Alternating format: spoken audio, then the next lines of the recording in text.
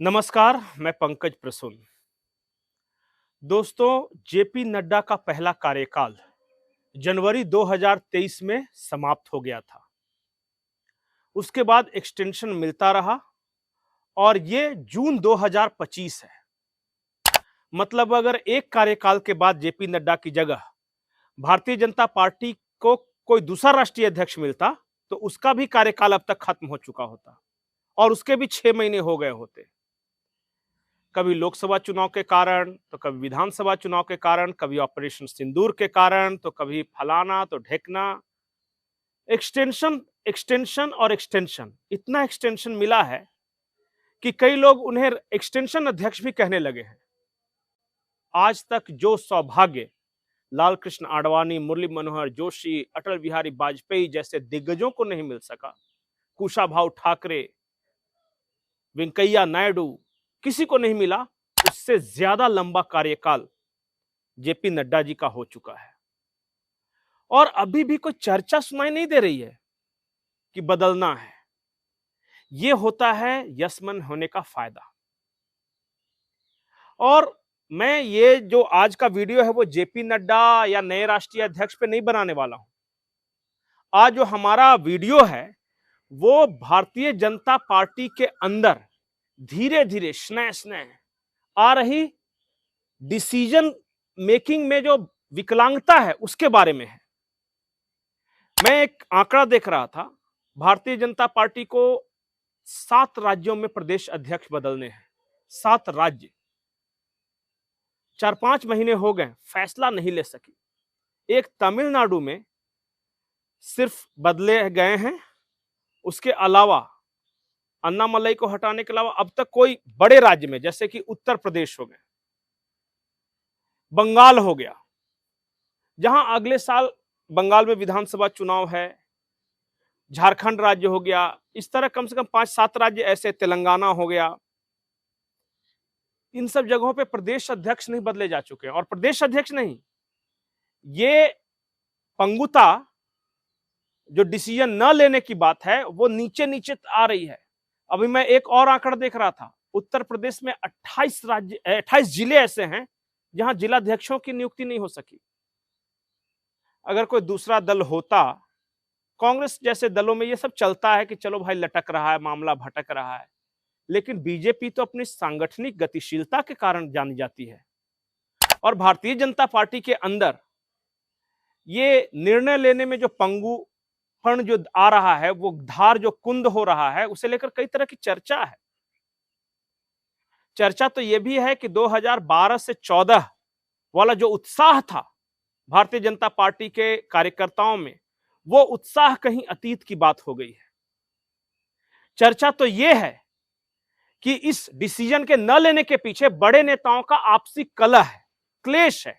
जैसे उत्तर प्रदेश का उदाहरण देकर बताया जा रहा है कि 28 जिलों में जिलाध्यक्ष इसलिए नहीं नियुक्त हो पा रहे हैं क्योंकि प्रदेश अध्यक्ष भूपेंद्र जी, संगठन महामंत्री धर्मपाल जी और मुख्यमंत्री योगी आदित्यनाथ के बीच समन्वय की कमी है, ईगो क्लैश है।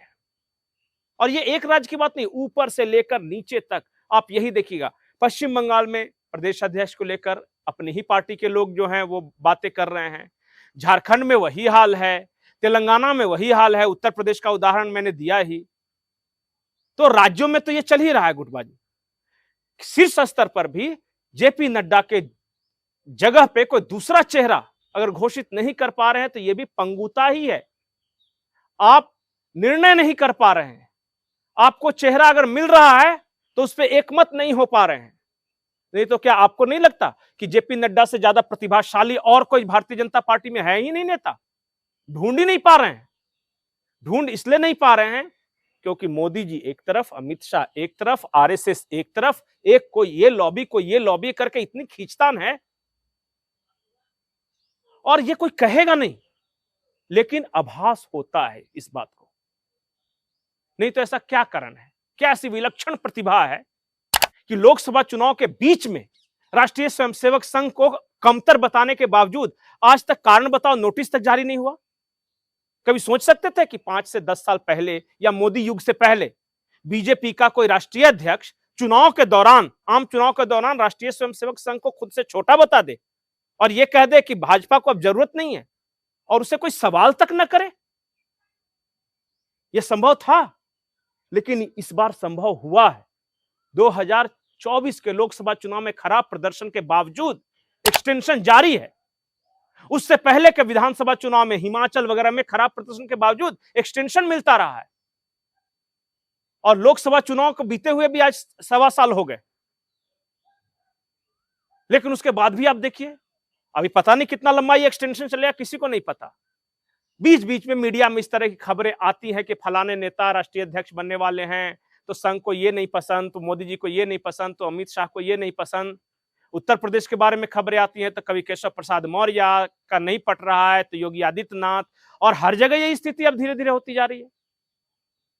ये तो कांग्रेस की बीमारी थी ना। भारतीय जनता पार्टी तो यही कहती थी कि हमारा संगठन हमेशा गतिशील, एकदम मोमेंट पे सब कुछ होता है, टाइम टू टाइम। अब बताइए ना, भारतीय जनता पार्टी ने यह फैसला किया कि एक व्यक्ति 2 पद नहीं ले सकेंगे, लेकिन पिछले 1.25 साल से जेपी नड्डा इस देश के स्वास्थ्य मंत्री भी हैं और भारतीय जनता पार्टी के राष्ट्रीय अध्यक्ष भी हैं।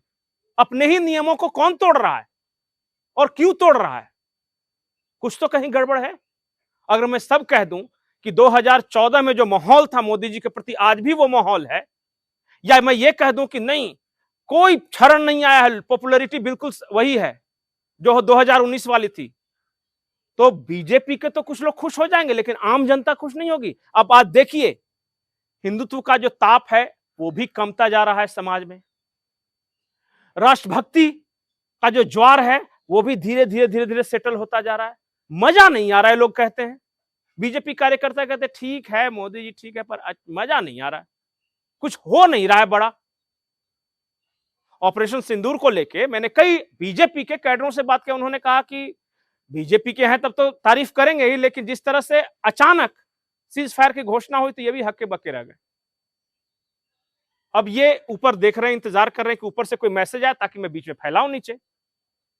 ऐसा होता नहीं है। वो उत्साह, वो जोश, वो जुनून जिसकी वजह से संगठन चलता है, एक भाव होता है, अब तो एक सिस्टम की तरह लग रहा है कि एक सिस्टम है, उसी मशीन में सारे बॉल बेयरिंग चल रहे हैं।